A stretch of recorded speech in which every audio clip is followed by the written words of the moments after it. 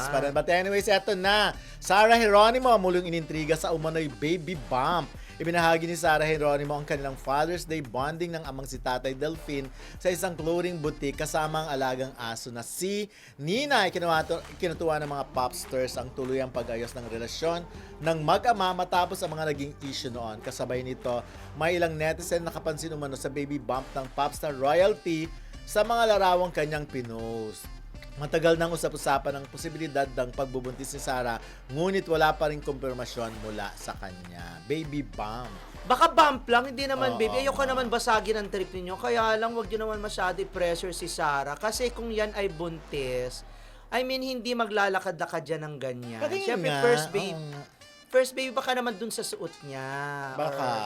Sa suot niya yan. Kasi ako din ako kapag ka Wow. ano man tawag sa ganyan? Grabing kumpa. Nakalimutan ko ano, na. And then Hindi, dispenser may tawag dyan eh. Oo, pag nakaganyan ako, parang buntis din ako kasi nga, di ba? Wala siyang waistline, kaya ganon.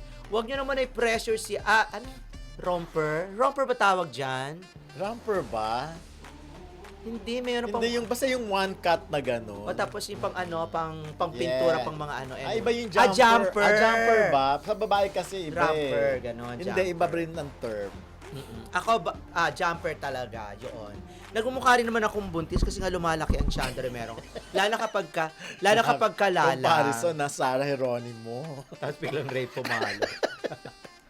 Ayun, hayaan nyo muna. Pero kung totoo nga na juntis ang lola yun, di maganda. Kaya lang, syempre, pag mga ganyan, di ba, kung first baby, syempre ingatan niya ng bonggang-bongga. Lalo na sa mga ganyang estado, sa ganyang mga few months pa lang, medyo delikado pa. Medyo Pero ako, mas natutuwa delicate. ako talaga sa relationship uli ng tatay ni Sarah at saka niya, of course, di ba? Kasi medyo matagal din talagang hindi sila nag-uusap. Siguro mas madali talagang parang maka-move on ng tatay, no?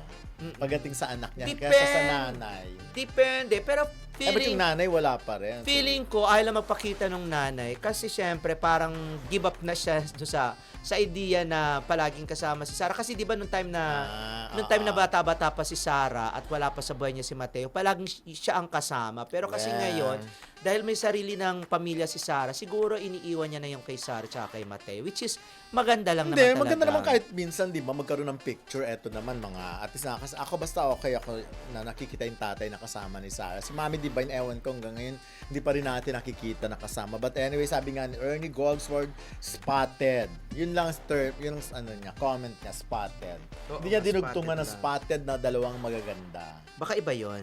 Charot.